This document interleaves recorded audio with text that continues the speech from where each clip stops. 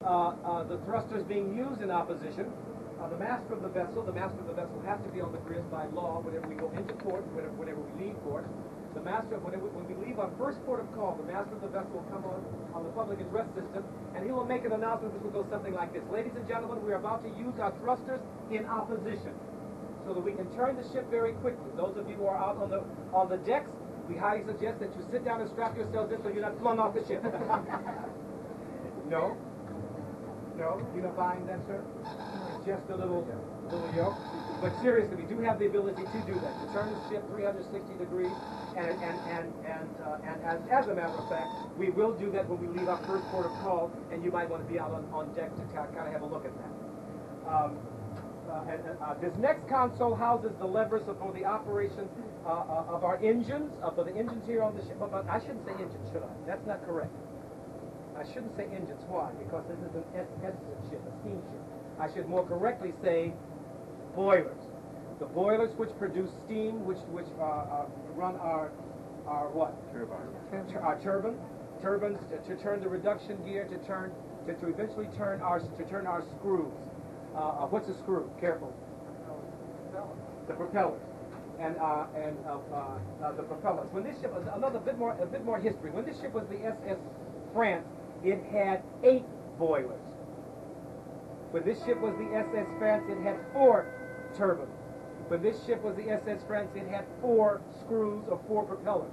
The propellers, by the way, are some 18 feet in diameter and 18 tons each.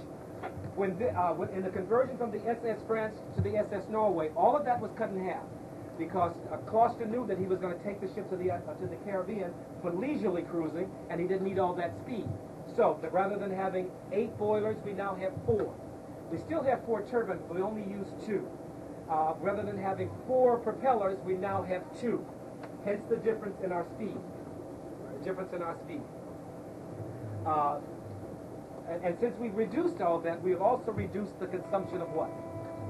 Fuel. And fuel can be terribly expensive. As a matter of fact, the fuel which we use is a grade C bunker fuel, a very thick, heavy fuel about tar consistency, which has to be preheated to about 100 degrees Celsius before it can then be used as fuel to run the boilers, to produce the steam, to run the turbines, to run the reduction gear, to turn the propellers. To give you some idea about the consumption of fuel, to move this ship 30 feet in the water at an average speed of 16, 17, 18 knots takes 1 gallon of fuel, approximately. So therefore, to move this ship, let's say to move this ship a mile at an average speed of 16, 17, 18 knots, we need to divide 30 into 5,280. They give you some idea of how many gallons of fuel we use. Or better yet, to move this ship just its length in the water at an average speed of 16, 17, 18 knots. To move it just its length, divide 30 into 1,030, and that gives you some idea of how many gallons of fuel it takes to move this ship just its length in the water. Speaking of fuel and length and speed and all that, are there any Norwegians on the bridge here other than the officer? Anybody know the Norwegian term for speed? The Norwegian term for speed. So the Norwegian term for speed is fart. Fart. F-A-R-T.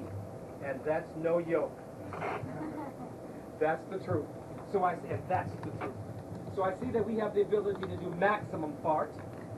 We can do full fart. We can do half fart. We can do slow fart. We can do dead slow fart. And yes, Mabel, we can stop fart. And if we had a mind to do it, we could reverse fart.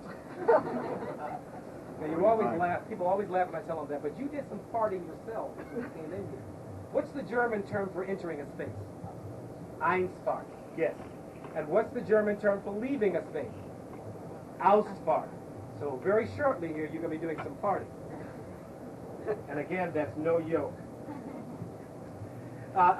This is the steering console here. How many of you thought when you first walked in you were going to see this huge wheel with this poor officer lashed to it like 10 years before the mast? Did you think he'd that? Well, this is it. This is the size of it, this small little go-kart wheel.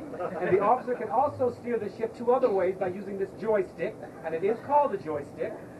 And the officer can steer the ship using a few fingers and the opposable thumb by turning this little knob right here, which is used in conjunction with the gyro compass. And the gyroscope is housed in here. So there's obviously nobody steering the ship, so we are on automatic pilot. This is the magnetic north compass here. This is the rudder indicator here, and the rudder is huge. It is some 523 square feet in size. This gray box with the red visor that is gives us our heading or our course. We're on a heading of 123. The two gray boxes at the ceiling here is the RPMs for our two propellers or our two screws, and the gray box over here gives us the position of our rudder, starboard or port. There is on this ledge here a radio which is always set to the emergency channel of 16. There is a compass also on this ledge with a very tiny camera, video camera, which takes a picture of the front of the ship, which you can see on channel 11 on your television set. Yeah. Now that's especially we install that especially for you passengers who have inside cabins, so you have some idea what a porthole might look like. Now this next, we have spared no expense in this piece of equipment here, which indicates that the fins are in. The fins are in. And we know if the fins are in, the Norwegians are out, and we are in good hands with the White Sharks. What are fins, by the way? Stabilizers. And the stabilizers are, I forgot to tell this last group of these things first. The stabilizers are wings, if you will, I call them wings, which extend from the body of the ship, approximately now, some 18 feet. We have two sets of stabilizers, a set forward and a set aft. And the fins extend from the body of the ship some 18 feet, and they are some 18 feet below the surface of the water, and they are some 8 feet wide. And the stabilizers assist the ship, I should say, in movement in this direction. Movement in this direction is called what? Roll. Who said C6? Did you say C6? You be careful.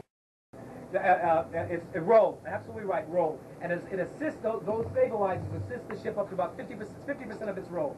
Movement in this direction is called what? Pitch. And there's very little we can do for the pitch. What goes up must come down, except for the size of this magnificent lady and its shape. We just cut right through the water with very, very little movement at all. You can hardly tell that we're moving. Unlike some other ships where you get a few, water like this, you get a lot of rolling on a number of the newer ships built today. And why you don't feel that so much on this ship? Because it was built as a transatlantic ship, and the shape of it is much different from the other ships that you're going to see when we go into port. These black cones which you see here, this is our radar. We, as you can see, 3 radar on board. I used to think that the law said you had to have radar, but the law doesn't say that. The law says that if you install radar, you must install 2.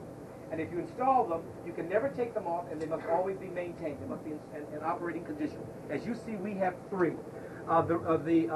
The radius or the diameter, the distance that you can pick up objects on this radar is about 65 miles for large landmass.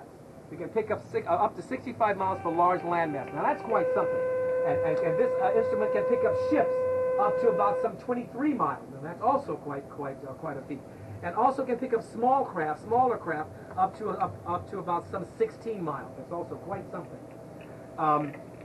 The next console here is the navigational desk where the officer plots the course of the cruise. This next console is the console which houses the levers for the operation of our lights on the ship. So at night when we turn on lights, we turn them on from this console, red or green, depending on what we're doing. It's a complicated system, much more complicated than what I'm going to do. But just simplistically speaking, at night if we were to stop for some reason, a red light would be on, which would be a visual indication that to other ships in the area that we had stopped and we're not moving, or green lights, which means that we are under power. This last